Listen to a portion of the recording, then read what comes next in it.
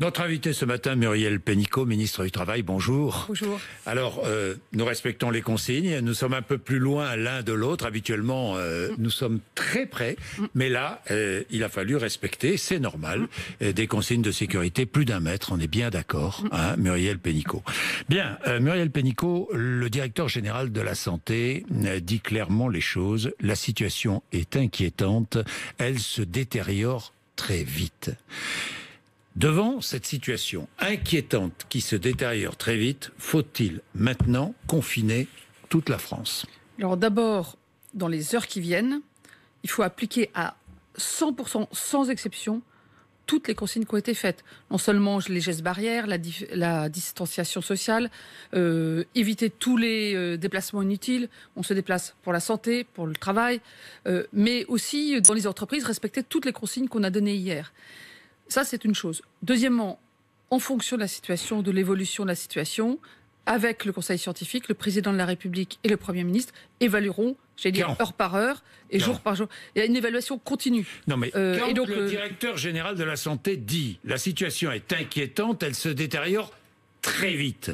Très vite, ça veut dire qu'il y a urgence. On est bien d'accord. On est bien d'accord. Muriel Pénicaud. Jean-Jacques Bourdin, dans une situation pareille, oui, c'est une tempête. Oui. Tout le monde doit être à son poste. Oui. Le ministre du Travail, moi je m'occupe de protéger les salariés, je comprends. de protéger l'emploi. On va y venir. Le ministre de la Santé, avec le président de la République et le Premier ministre et le Conseil scientifique, ils prennent les évaluations, ils prennent les décisions qui sont au-dessus de tout. Alors je ne vais pas vous parler des décisions chacun son poste, c'est important. Mais de l'urgence de la décision. Est-ce qu'il y aura une décision aujourd'hui? C'est à eux d'évaluer. Ils sont en continu. S'ils estiment qu'il faut prendre une décision aujourd'hui, ils la prendront. Si c'est demain, c'est demain. Ils la prendront si c'est nécessaire, quand c'est nécessaire. Bien, confinement de toute la France ou confinement de certaines régions, là encore, nous verrons quelles sont les décisions prises. Mais il y a urgence, la situation est inquiétante. Je le rappelle ce matin. Et je ne veux pas donner des leçons au pouvoir politique, je ne suis pas médecin, ni vous, mais je rappelle ce que dit le directeur général de la santé, la situation est inquiétante, elle se détériore très vite. Donc il faut, sur le confinement, que la décision soit prise très vite. Alors, je voudrais dire aussi que chaque heure et chaque jour compte et que chacun peut faire quelque chose pour sauver des vies. On l'a dit, on le redit.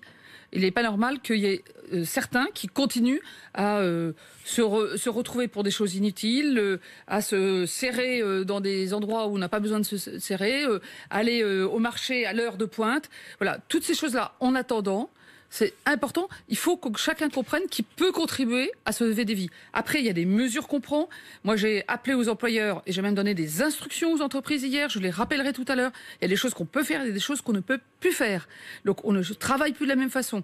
Et ça, c'est vrai dans chaque domaine. Et je crois que c'est très important, cet engagement de tout le monde à respecter les consignes. C'est ce qui retarde aussi une situation dramatique. Stade 3 annoncé au détour d'une intervention du Premier ministre et du directeur général de la Santé samedi soir, mais pourquoi Emmanuel Macron ne l'a-t-il pas annoncé dès jeudi soir ? Parce que la situation n'était pas la même jeudi soir. Vous comprenez qu'elle évolue d'heure en heure. Et le président de la République a donné le cap, a donné l'esprit et la démarche et les orientations. Et il revient au Premier ministre et au gouvernement de mettre en œuvre, à fur et à mesure, les décisions. Ça n'a pas été annoncé jeudi soir, peut-être parce qu'il y avait des municipales. Non, attendez. Et alors, je veux pas, mais dites-moi. Honnêtement, Jean-Jacques Bourdin. Mais c'est pas une question de polémique, c'est une question de clarté. Oui. Muriel Pénicaud, c'est une question. Je ne vais pas revenir pour savoir s'il fallait ou pas organiser les municipales. Parce que je veux dire qu'on est dans une situation. Le problème est de savoir si. Qu'est-ce qui s'est passé? Simplement, je veux simplement savoir ce qui s'est passé. Est-ce que tous les partis politiques, dont le président du Sénat, ne voulaient pas que ces municipales soient annulées? Oui ou non? La première boussole, c'est le Conseil scientifique. Vous avez compris, toutes les décisions qui sont prises par le président de la République, par le Premier ministre, par le ministre de la Santé, sont articulées sur les orientations que donne le Conseil scientifique. Il faut se donner ce cap-là, sinon on va faire des décisions qui n'ont pas de sens. Donc ça, le Conseil scientifique, jeudi, au vu de la situation sanitaire, jeudi, disait qu'il n'était pas nécessaire de reporter ou d'annuler les élections. Et puis, il y a les discussions avec les partis politiques. Maintenant, on est dans une situation nouvelle. Le président de la République et les premiers ministres vont reconsulter le conseil scientifique, vont reconsulter les partis politiques et ils prendront leurs décisions. Bien, s'il y a confinement, il n'y a plus de second tour, évidemment. Dites-moi, l'Allemagne ferme ses frontières avec la France. Les premiers contrôles ont eu lieu ce matin. Alors, elle ferme pas complètement ses frontières, faut être précis. Elle les ferme, sauf pour les frontaliers, pour les travailleurs frontaliers et les transports de marchandises importants. Ça veut dire qu'il y a des contrôles aux frontières. Alors, moi, j'ai eu mon collègue allemand, tout ça, il y a 3 jours, 4 jours, c'était jeudi. Nous avons convenu des modes d'emploi pour les travailleurs frontaliers qui vont en Allemagne. Et c'est la même chose pour le Luxembourg, c'est la même chose pour les autres pays frontaliers. Soit les travailleurs français sont appelés à rester en France. Dans ce cas-là, ils touchent leur salaire. Soit ils sont mis en chômage partiel et ils ont un chômage partiel comme nous mettons en place en France. Et donc, dans tous les cas, ils ne sont pas pénalisés, j'allais dire, du point de vue rémunération. Et c'est à l'entreprise d'évaluer comment elle s'organise dans ce contexte-là. Mais certains des frontaliers vont travailler, mais ils ont un contrôle à la frontière. Avant de parler des commerces ouverts ou fermés en France, des décisions prises et du décret paru hier, Muriel Pénicaud, j'ai 2-3 questions à vous poser. Vous êtes ministre du Travail. Pourquoi est-ce que les personnels de santé mobilisés n'ont pas le transport gratuit ? Alors, de toute façon, il y a déjà des systèmes d'aide au transport. Aujourd'hui, il n'y a pas de demande là-dessus. Gratuité des transports pour tout le personnel de santé. Ils n'auront pas demandé. Leur demande, c'est d'avoir des transports. Les aspects financiers, on peut les regarder après. Ils l'ont pas demandé. Mais... Attendez, vous faites l'avocat d'une demande qui n'a pas été faite. D'accord. Peu importe. Mais est-ce qu'il va falloir à un moment donné ou un autre, vu leur dévouement, leur offrir des primes ? Mais de toute façon, là, il y en a beaucoup qui travaillent en heures supplémentaires, qui travaillent, j'ose dire, jour et nuit. Moi, je voudrais à nouveau saluer, mais je crois qu'il faut qu'on soit tous solidaires avec eux. Tous. Vous les entendez sur tous les plateaux. Qu'est-ce qu'ils disent ? Ils disent, ne nous plaignez pas, aidez-nous en respectant les consignes, en ne faisant pas des actes dangereux. C'est comme ça qu'on les aide le mieux, pour l'instant. Et après, évidemment, il faudra les reconnaître. Quand est-ce que les services de garde pour leurs enfants seront en place ? Alors, les services de garde pour leurs enfants sont en place depuis ce matin. Dans les collèges et les écoles. Donc, je rappelle, comment ça se passe ? Si vous avez un enfant de moins de 16 ans, vous soyez, et que vous n'avez pas de solution de garde, et donc il ne peut pas aller à l'école, à ce moment-là, vous restez chez vous, vous êtes en arrêt maladie sans être malade, on a pris un décret comme ça, et vous avez donc, dès le premier jour, sans délai de carence, vous avez vos arrêts maladie. Si vous êtes personnel soignant ou médico-social, indispensable évidemment dans la situation, à ce moment-là, dans les collèges et les écoles sont organisées des activités en petit nombre, évidemment pour les protéger, avec du personnel, pour être sûr que tous les personnels soignants puissent se rendre sur leur lieu de travail. Crise sanitaire, urgence, assouplissement des règles du Code du travail, Muriel Pénicaud. Alors, on a déjà pris une mesure, j'ai déjà pris une mesure vendredi soir à la demande de la distribution et de la logistique. Ça vous a pas échappé que beaucoup de Français inquiets ont fait des provisions pour 3 mois au lieu d'une semaine. Bon, en vrai, ça sert pas à grand-chose parce que nous n'avons, avec Bruno Le Maire et la grande distribution, aucune inquiétude sur la pénurie. On est un grand pays agroalimentaire, il n'y a pas de souci. Mais il y a eu des inquiétudes et du coup, il y a des rayons vides. Donc, j'ai pris déjà un arrêté vendredi soir qui autorise le travail du dimanche pour tous les entrepôts et toute la logistique de l'alimentaire. On pourrait élargir ou pas ? En sortant d'ici, je revois par visio les 50 fédérations professionnelles avec Bruno Le Maire. S'il nous demande d'aller plus loin, on ira plus loin. Évidemment, le fait d'assurer que tous les biens alimentaires soient présents. Ouvrir tous les magasins d'alimentation le dimanche, par exemple. C'est pas forcément la priorité. Les grandes surfaces. On verra. Pour l'instant, c'est pas le sujet, mais ça peut l'être dans les heures qui viennent. Ça peut l'être. Moi, toute demande des professionnels qui permet d'assurer la continuité, dans les 3 heures, on répond, et la plupart du temps, on répond oui, si c'est fondé. Le travail de nuit ? Alors, le travail de nuit existe déjà, il est déjà encadré. Si on a des demandes en cas d'urgence, on regardera favorablement. L'emploi à domicile, j'y pense beaucoup parce que on en parle peu. On parle beaucoup des entreprises, mais l'emploi à domicile, c'est la propreté, c'est le nettoyage, ce sont les assistantes maternelles, les nounous à domicile. Pas de chômage partiel. Alors que faire ? Alors, la loi ne prévoit pas de chômage partiel pour les assistantes maternelles et pour l'emploi à domicile. Donc, j'ai soulevé le point. Et hier soir, nous avons pris une décision, donc je vous l'annonce. Ce matin, Jean-Jacques Bourdin, on a pris une décision, c'est qu'on va mettre en place un système similaire au chômage partiel pour que si une assistante maternelle ou si une femme de ménage à domicile, quelqu'un qui travaille à domicile ne peut plus exercer son activité parce que l'employeur ne peut plus le faire, ou partiellement, souvent elles ont plusieurs contrats, je dis elles, c'est beaucoup des femmes. Oui. Si elles ont plusieurs contrats et qu'elles ne peuvent pas, il y en a certains qui sont annulés, à ce moment-là, elles toucheront 80% de leur salaire sans aller travailler. C'est l'employeur qui fait l'avance et on le remboursera à travers le CESU. Donc on fait un système comme le chômage partiel. Nous prendrons les décrets dans les heures qui viennent et donc pour que ça soit opérationnel tout de suite cette semaine. Si j'emploie à travers le CESU une personne à domicile, quelle que soit l'activité, et que vous êtes confiné ou malade et donc c'est mieux qu'elle ne vienne pas, à ce moment-là, elle perd son activité et là, elle bénéficiera de 80% de son salaire sans venir chez vous. Bien. Et les indépendants ? Je pense beaucoup aux indépendants. Qui va les payer ? Alors, pour les indépendants, il y a plusieurs sujets. Il y a le sujet d'abord, tout le monde est égal en termes de santé. Oui. Et donc, parmi les indépendants, comme chez les salariés ou les fonctionnaires, il y a des personnes vulnérables, qui ont des pathologies graves, respiratoires, un cancer, d'autres activités. Eux, ils ont le droit aux indemnités journalières, à l'arrêt maladie immédiat et complet, quel que soit leur statut. Mais au-delà de ça, c'est le problème de la perte de chiffre d'affaires.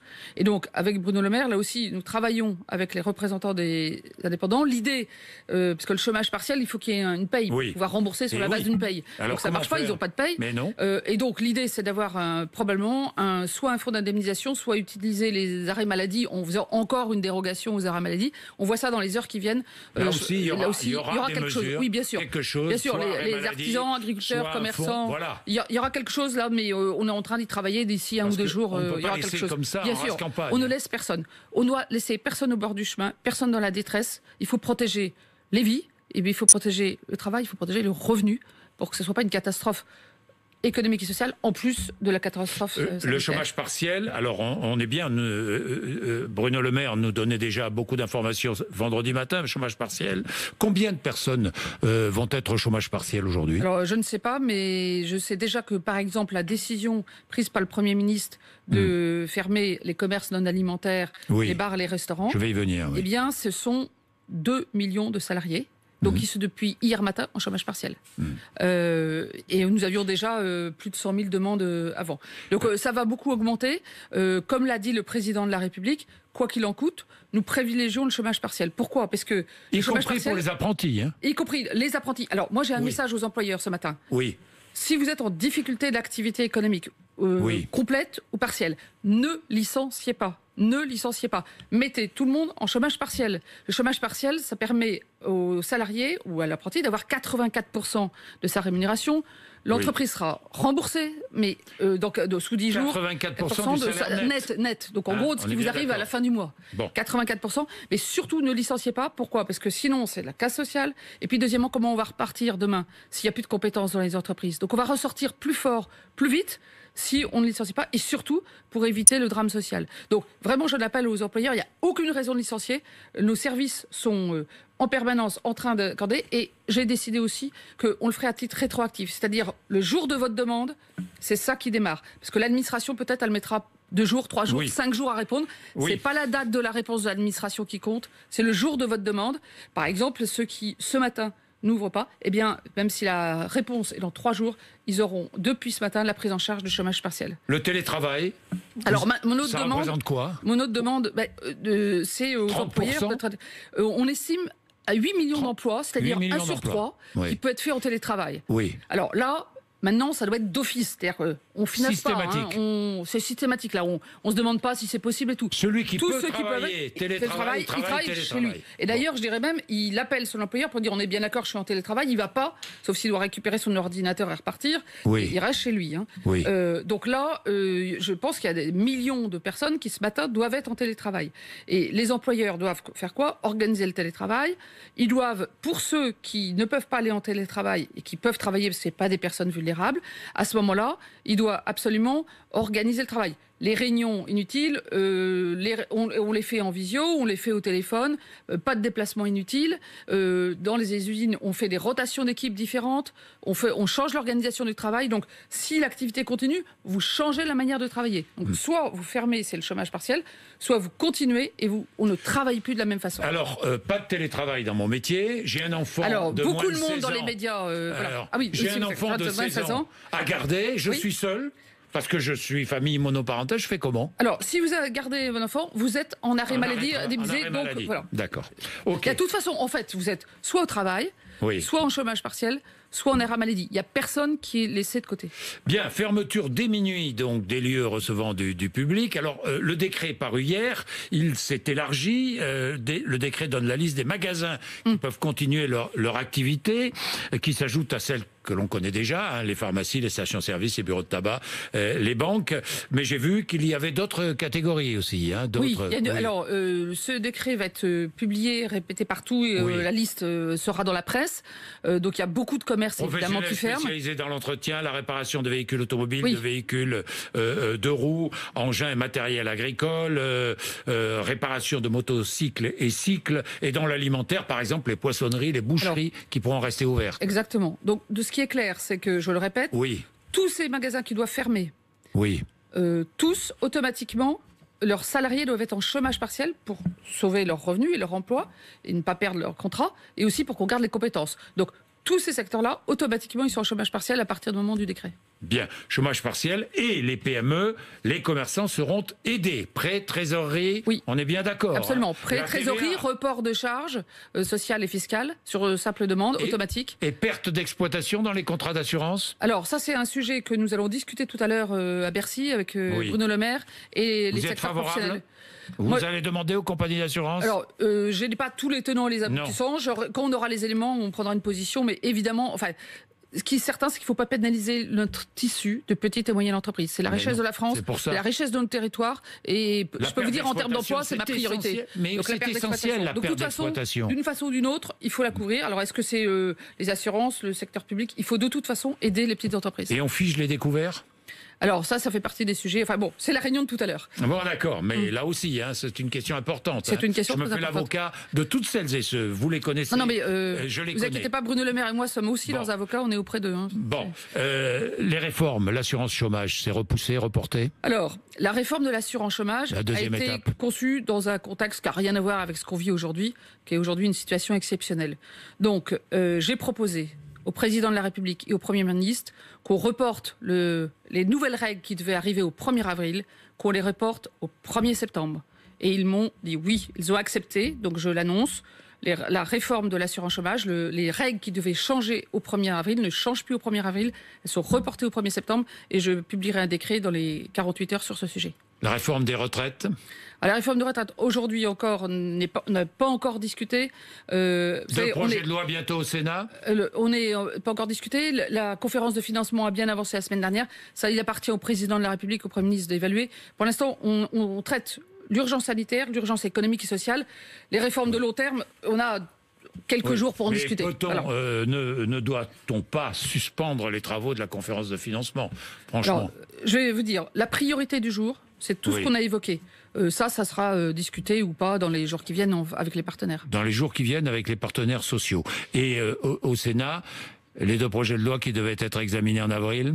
Oui, alors il y a des projets, ça dépend on va voir déjà comment ça se passe. Il faut organiser à l'Assemblée nationale et au Sénat les conditions qui soient quand même plus sécures que d'habitude sur l'organisation des travaux. Après, on va avoir besoin de lois. Sur les mesures qu'on évoque, il y a plusieurs sujets législatifs. Donc on va avoir quand même besoin d'une loi d'urgence sur certains sujets pour régler les problèmes des Français d'aujourd'hui. Donc il faut qu'on trouve une manière de pouvoir siéger, notamment sur l'urgence. Merci Muriel Pénicaud d'être bon courage à tous et à toutes. Nous voir ce matin pour donner les dernières informations concernant le monde du travail, notamment.